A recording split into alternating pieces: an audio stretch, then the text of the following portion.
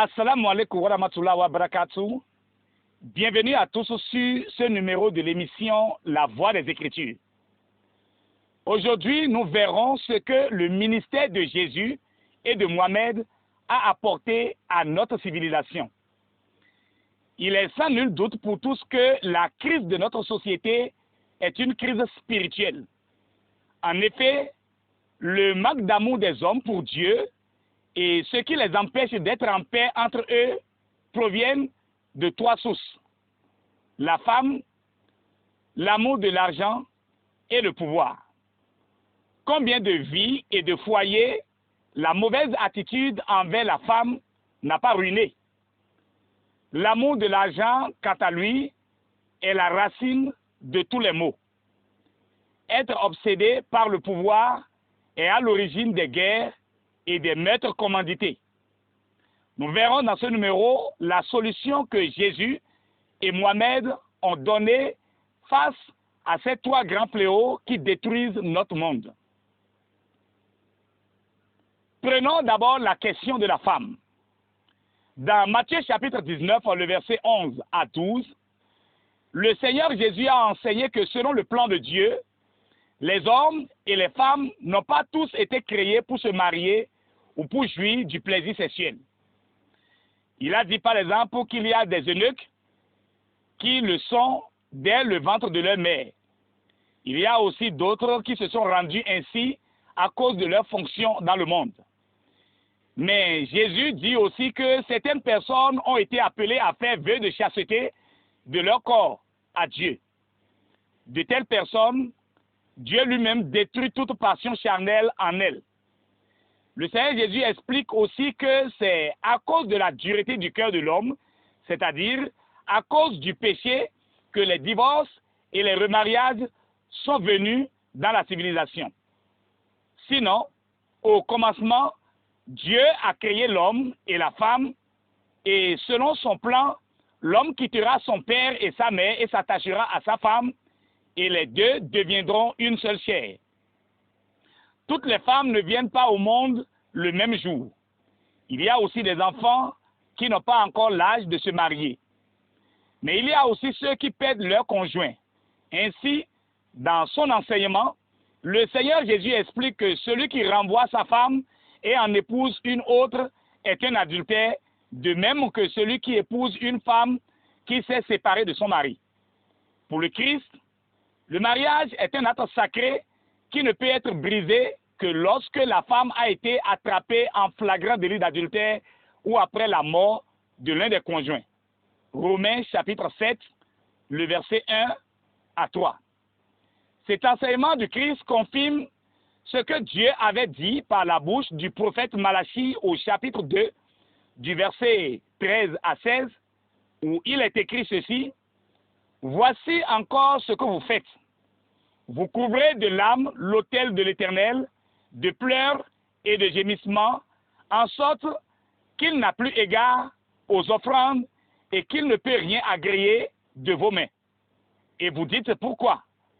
Parce que l'Éternel a été témoin entre toi et la femme de ta jeunesse, à laquelle tu es infidèle, bien qu'elle soit ta compagne et la femme de ton alliance.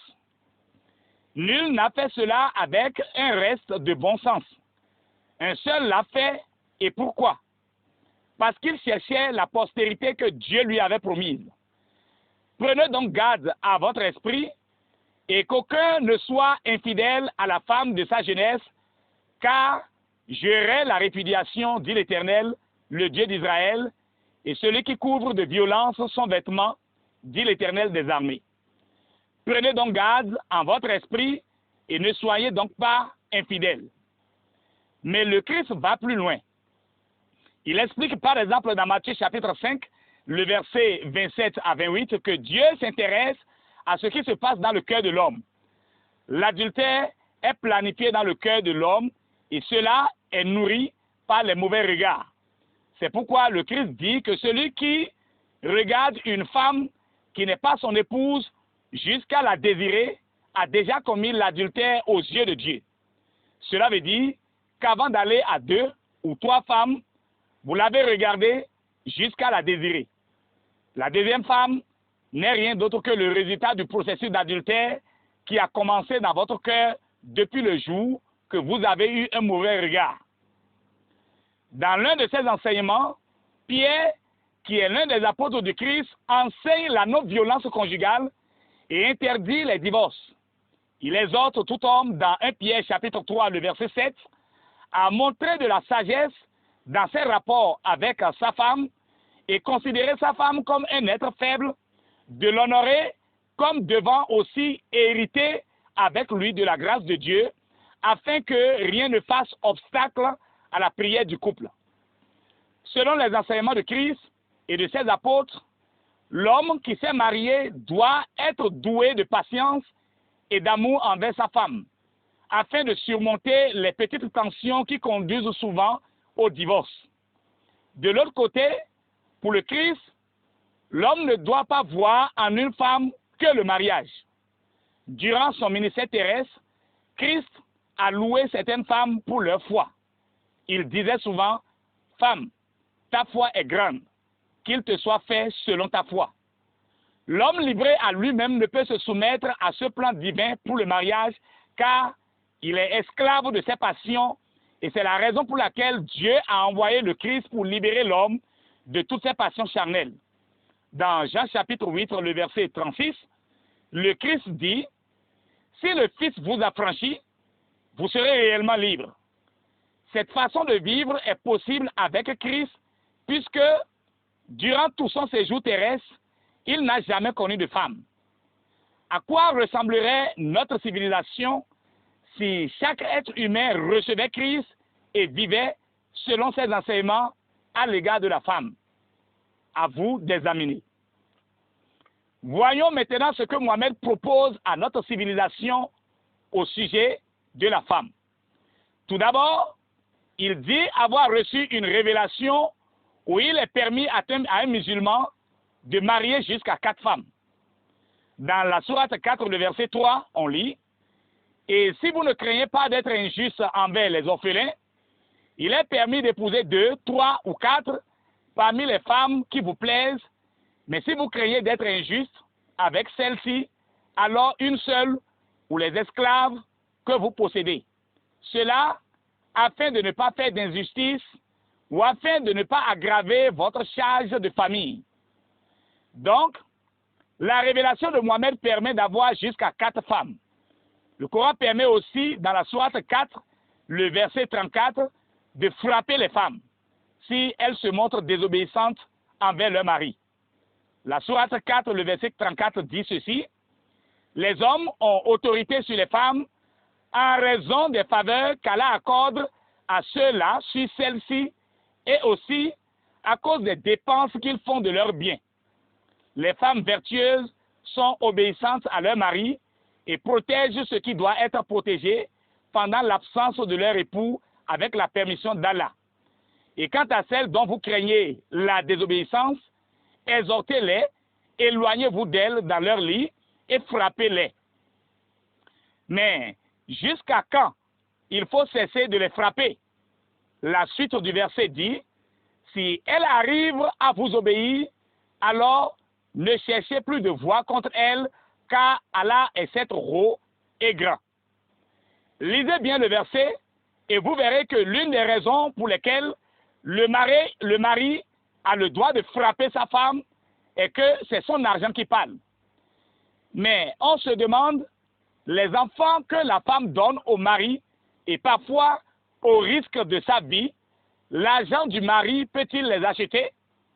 Selon le Coran, pas question de dialoguer pour voir si, quelque part, la femme n'a pas raison de refuser la demande du mari.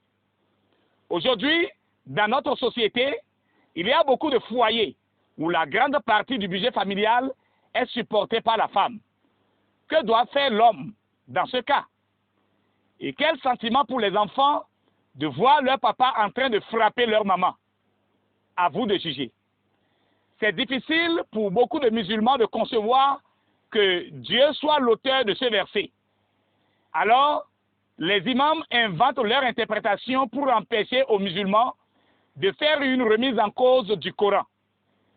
Ils disent, comme le verset a dit de frapper sa femme, il ne s'agit pas de la violenter, mais avec 2 brindilles de balai, l'affaire est réglée. Il est vrai qu'aucun verset du Coran ne précise comment frapper sa femme. Mais le verset précise que le cas dans lequel frapper sa femme est autorisé est lorsqu'elle désobéit à son mari. Si votre femme vous désobéit, vous serez en colère ou en joie. Évidemment, vous serez en colère. Mais si dans votre colère, au lieu de vous exhorter à la patience, on vous permet de la frapper, comment vous allez la frapper sous l'effet de la colère? En utilisant 2 brindilles de balai, arrêtez d'insulter l'intelligence des gens. Mais le plus surprenant est que malgré cette autorisation, dans la sourate 2, le verset 229, il est aussi permis de diverser avec elle et d'en prendre une autre quand on est fatigué d'elle. Pas question d'user de patience ou de douceur. Dans la sourate 65, le verset 4, par exemple, le Coran autorise même le mariage avec des enfants qui n'ont pas encore eu de règles. Voici ce que dit ce verset. Si vous avez des doutes à propos de la période d'attente de vos femmes qui n'espèrent plus avoir de règles, le délai est de 3 mois, de même pour celles qui n'ont pas encore de règles. Et quant à celles qui sont enceintes, leur période d'attente se terminera à leur accouchement. Quiconque craint Allah, cependant, il lui facilite les choses. Alors, à quoi ressembleraient les foyers du monde si chaque homme développait cette attitude envers la femme? C'est-à-dire, marier les filles qui n'ont pas encore de règles, les frapper quand elles ne vous obéissent pas jusqu'à ce qu'elles vous obéissent, et si vous êtes fatigué d'elles, vous vous divorcez d'avec elles pour en prendre une autre. Quel est l'avenir des filles dans ces pays qui ont choisi cette façon de vivre? Pensez-y. La vie conjugale de Mohammed lui-même est la preuve que l'enseignement du Coran à l'égard de la femme est la promotion d'une vie de désordre. La sourate 4, le verset 3, limite le nombre de femmes à 4 pour tout musulman. Mais Mohammed dit avoir reçu une révélation spéciale pour lui-même, où Allah lui donne le droit de marier autant de femmes qu'il lui plaît.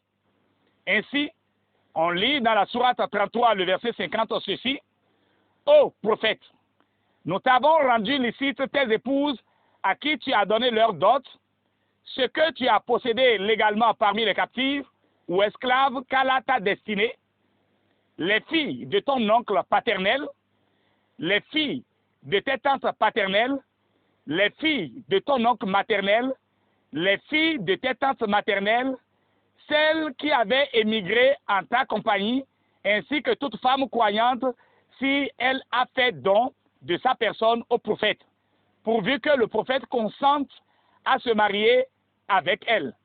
C'est là un privilège pour toi à l'exclusion des autres croyants.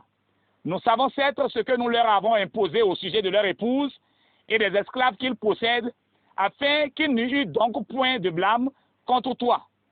Allah est pardonneur et miséricordieux. Avec ce privilège, Mohammed va marier entre 11 et 13 femmes, sans compter ses concubines. Sahih Bukhari, tome 1, hadith numéro 268. Mais il n'avait toujours pas le bonheur. Au contraire, ses épouses lui donnaient tellement de peine qu'il dit avoir reçu une autre révélation qui menace de répudier toutes ces femmes et d'en prendre d'autres. Sourate 33, le verset 28. Le pire est que celui qui l'avait inspiré dans la sourate 33, le verset 50, à prendre autant de femmes qui lui plaisaient, va finalement revenir sur sa décision en voyant comment Mohammed changeait de femme comme un vêtement. Dans la sourate 33, le verset 52, on lit: « Il ne t'est plus permis désormais de prendre d'autres femmes, ni de changer d'épouse, même si leur beauté te plaît, à l'exception des esclaves que tu possèdes, et Allah observe toutes choses. » Et Allah observe toutes choses. Ce verset est la preuve que la sourate 33, le verset 50, n'était pas la meilleure solution pour rendre l'homme heureux et ne pouvait venir de Dieu. Dans le prochain numéro consacré à la suite de cette émission, nous verrons l'attitude de Jésus et de Mohammed envers l'argent. Shalom à tous et à très bientôt. Nos contacts restent les mêmes. Plus 229 67 28 54 27.